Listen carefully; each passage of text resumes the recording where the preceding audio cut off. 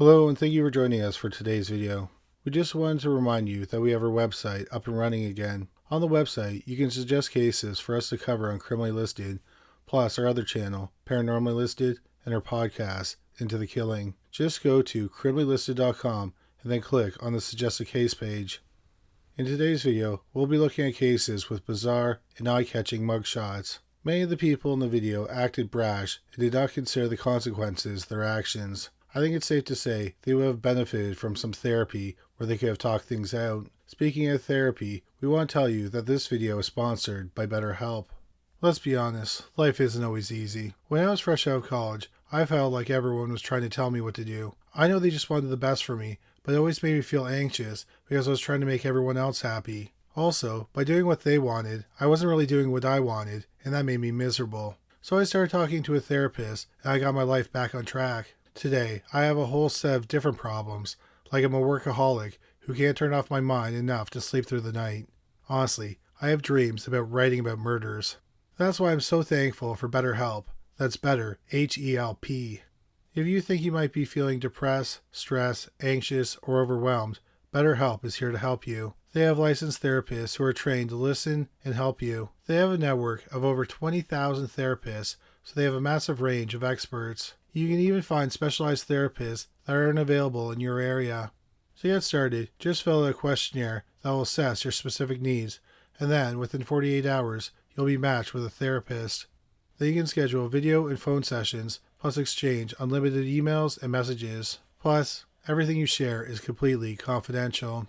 For whatever reason, you can request a new therapist for no additional charge at any time. For myself, my BetterHelp therapist suggested unplugging an hour before bed and doing something relaxing like read a novel. Join the 3 million plus people who have taken charge of their mental health with experienced BetterHelp therapists. Get 10% off your first month at betterhelp.com/criminallylisted. You can also find a link in the description box below this video. Number 3. Katelyn Taylor. Camden is a small town in Benton County, Tennessee. In 2020, it had a population of about 3,600 people. It was home to 82-year-old Eugene McDaniel and his 66-year-old wife, Celeste. The couple had been married for 38 years. Eugene was a retired hospital engineer and Celeste worked at a local medical center. On the morning of March 23, 2020, one of Celeste's co-workers called the police and asked them to do a welfare check on the couple. Celeste had not come into work and didn't call in, which was out of character for her. The police arrived at their home and found their vehicle parked in the garage. The doors to their home were also locked. No one answered the door, so the police decided to enter the home. The police found 82-year-old Eugene and 66-year-old Celeste both dead. It was clear that they had been murdered. The police have never made the cause of death public. Celeste's 28-year-old granddaughter, Katelyn Taylor, lived with the couple. She wasn't at home when the bodies were found. The police found her at a home of one of her friends. They noticed that she had bloodstains on her shoes. Taylor also had a cut on one of her pinky fingers that required medical attention.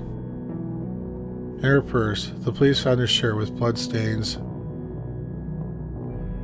The police interviewed Katelyn Taylor, and she confessed to killing her grandmother and step-grandfather. She said that her grandmother came at her with a knife, which is how her finger got cut. Neighbors reported hearing a loud boom around 10:30, 2 nights before the bodies were found. The police said that the sound was consistent with a gunshot.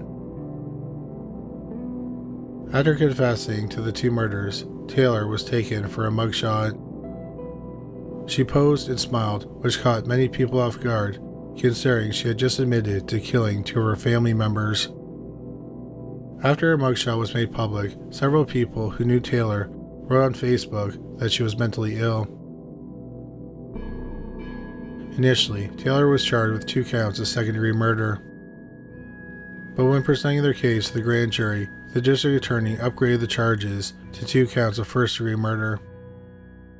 so Taylor was looking at the death penalty if she were to be convicted. Instead, in December 2020, Taylor pleaded guilty to 2 counts of first-degree murder, and she was sentenced to life in prison with the possibility of parole. She'll be able to apply for parole in 2079 when she'll be 87 years old. 30-year-old Katelyn Taylor is serving her sentence at the West Tennessee State Penitentiary near Henning, Tennessee. Number 2. Stanton Pearce. On September 22, 2016, the police in Tyler, Texas, were called to a wooded area just outside a cemetery. They had found the dead body of a man on a burn pile. He was face down and his body had been burned. His driver's license was in his pants pockets and it had not been destroyed. It was the body of 62-year-old Luis Martinez. He had been reported missing the day before. Police were directed to the body by 56-year-old Lori Perry. Perry told the police that a week earlier, on September 15th, she had been at Martinez's home. Also there that day was Martinez's girlfriend, 37-year-old Rebecca Bond. For reasons that were never made public, Bond shot Martinez multiple times with a .22 caliber rifle inside his home. Afterward, Perry said she used gloves and broke down the rifle. While she was doing that, Bond and a 52-year-old man named Stanton Pearce wrapped up the body in a blue tarp and moved it. After a while, they returned home. Pearce also got rid of the rug where Martinez was shot. He also cleaned up the blood and collected shell casings. Finally, he examined the walls for bullets. A few days later, Pearce wanted to know if they could see the body from the road. So the trio drove by the area, and Perry said she could see the blue tarp that the body had been transported in. Hours after the body was found, Rebecca Bond and Lori Perry were arrested. A warrant was issued for Stanton Pearce. The police found him driving his truck and attempted to pull him over. Instead, he led them on a high-speed chase. Pearce ended up crashing his truck in some woods, and they ran into the woods. After Pearce escaped, one of his old mugshots was released in the hopes that people in the area might see him. Pearce had previously done time for robbery and possession with intent to deliver. Stanton Pearce was arrested 2 days after the chase while walking on the side of the road. In custody, Pearce admitted to burning the body. Shortly after the arrest, Pearce's mugshot was posted on Reddit and eventually made its way to the front page. It was never made public how Pearce received his scars. The police also never explained how the trio knew each other. In February 2014, Stanton Pearce pleaded guilty to 2 charges of tampering/fabricating physical evidence. During the hearing, Pearce kept shaking his head and sighing. When the judge asked him why he was doing this, he said, "I never wanted this to happen. I'm just ashamed. I'm ashamed. I'm ashamed." The judge asked him if he was ashamed of his actions, and he said yes. Pearce was then sentenced to 40 years of prison. As he was being led out of the courtroom, he mouthed the words, "I'm sorry," to a camera. In February 2017, Rebecca Bond pleaded guilty to murder, and she was sentenced to 50 years in prison. Lori Perry pleaded guilty to tampering with evidence. She was sentenced to 15 years in prison. Currently, 60-year-old Stanton Pearce is serving a sentence at the Gibb Lewis unit near Woodville, Texas. Although he was sentenced to 40 years in prison, he was able to apply for parole in March 2021 after serving about 4 years. His parole was denied. He'll be able to apply again in March 2023. Lori Perry is serving her sentence at the Dr. Lane Murray unit in Gatesville, Texas. She'll be able to apply for parole in March 2024. 43-year-old Rebecca Bond is incarcerated at the Christina Melton Crane Unit in Gatesville, Texas. She'll be able to apply for parole in September 2041. She'll be 62 years old. Number 1. Caius Veiovis. In July 2009, 42-year-old David Glazer went to the police in Pittsfield, Massachusetts. He told them that a 35-year-old ranking member of the Hells Angels named Adam Lee Hall had beaten him up with a baseball bat. Glazer said that Hall believed he had stolen from him. Hall was arrested for assault. A year passed, and Hall still had to go to trial for the assault. In July 2010, the police got a report from a woman that David Glazer had kidnapped her. She said that while she was escaping, Glazer fired a gun at her. The police searched Glazer's truck and found a handgun. But the case against Glazer quickly fell apart. The woman who claimed she was kidnapped was Adam Hall's girlfriend, and it turned out that Hall's friend had planted the gun in Glazer's truck. Hall had created a plan to discredit Glazer for his upcoming assault case. Hall was charged with more crimes regarding the false kidnapping. Adam Hall was supposed to go to trial at the end of the summer of 2011.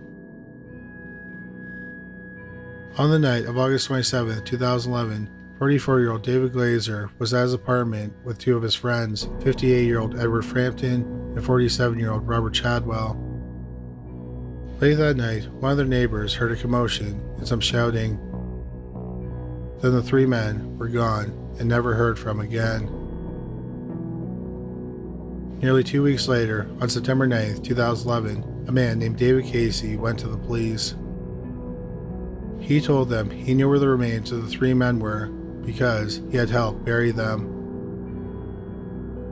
Casey led them to a ditch in Beckett, Massachusetts. The police found the remains of the bodies. The bodies had been dismembered. They had all been shot and stabbed multiple times. There were also signs that the men had been tortured. Casey said he had not participated in the murders, but he helped bury the bodies with his backhoe. He said that Adam Hall was the mastermind of the murders. He said that Hall had threatened to kill his girlfriend if he didn't help. Hall told Casey that he had killed Glazer, a fat guy, and a black man. It was raining heavily on the night of the murders because Hurricane Irene had blown into the area. Hall told Casey he went to shoot Glazer, but the gun didn't fire. Glazer used the opportunity to run away. Hall said that a man named Davey ran after him, caught him, and brought him back. Hall said that Glazer was his, and then shot him. After removing Glazer's head, Hall held it up and joked. Hall also said that one of the guys really enjoyed torturing and cutting them up. However, he never clarified who that man was. Sometime after the murders, Hall came to Casey's home with a man he introduced as Davey. Casey later identified the man as 46-year-old David Shalhoub. Casey said he dug the hole with his backhoe, and the two men threw the garbage bags with the men's remains into the pit. Casey also saw Shalhoub and Hall get into a Jeep Cherokee. After Casey led the police to the body parts, the police arrested Adam Hall and David Shalhoub. The police also learned that a 32-year-old man named Caius Veiovis might have been involved in the murders. Casey didn't name Veiovis as someone who helped Hall and Shalhoub, but the police learned that Veiovis was with the men before and after the murders. He also owned a Jeep Cherokee. So Veiovis was arrested the next day. Veiovis' mugshot went viral within days of his arrest because of his unique look and because he was arrested for such a horrifying crime. Veiovis was born Roy Gafinski Jr., and he was from Augusta, Maine. He first made headlines in 1999 when he was 19. On August 21st, 1999, a 16-year-old girl came into the hospital in Augusta with a large cut on her back.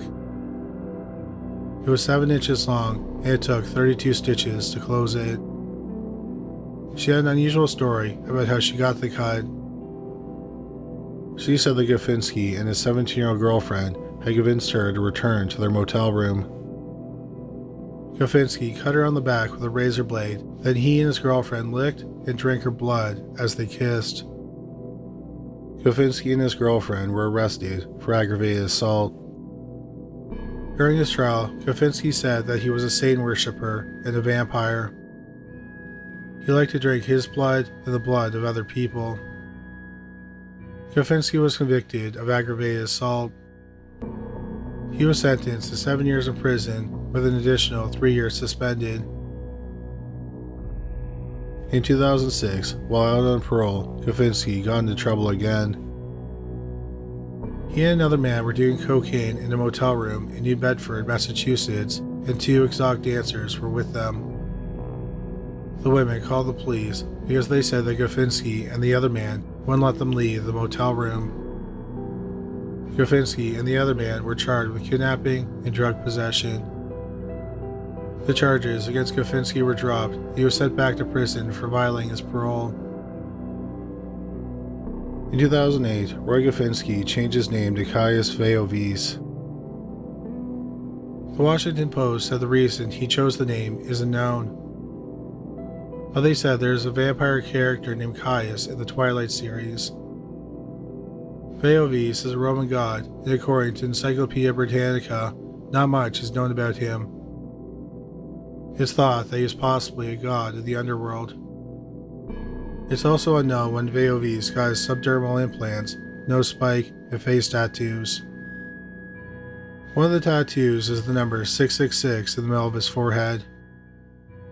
His subdermal implants were most likely supposed to look like devil horns. However, some people thought it made him look like the character Gul Dukat from Star Trek Deep Space Nine. Adam Lee Hall went to trial first. The trial began on January 13, 2014, and lasted a little over 3 weeks.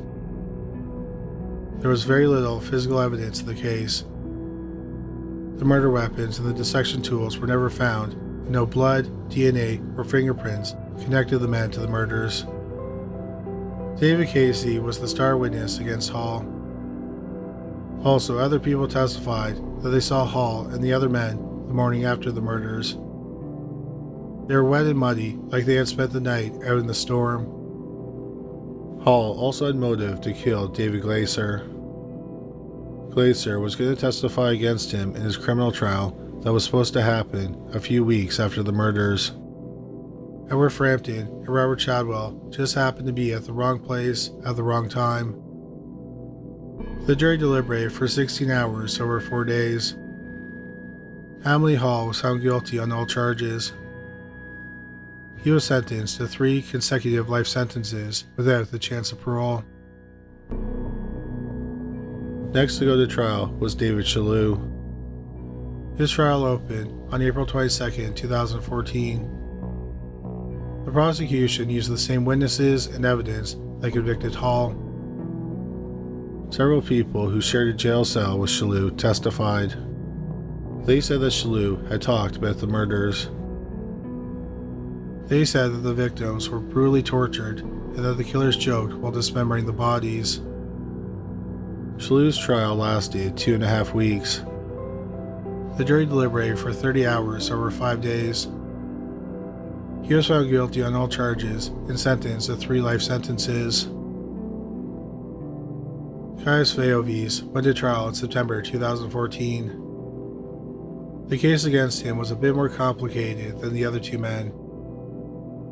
David Casey didn't see him with the other 2 men, but he did see Hall get into a Jeep Cherokee several times, which is the type of vehicle Veiovis drove.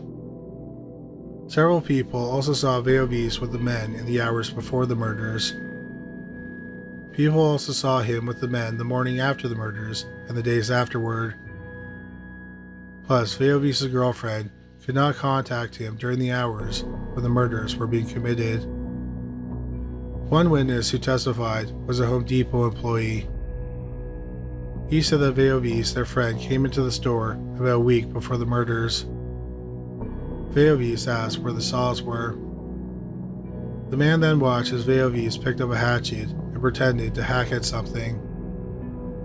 Veiovis didn't buy a saw or any cutting tools.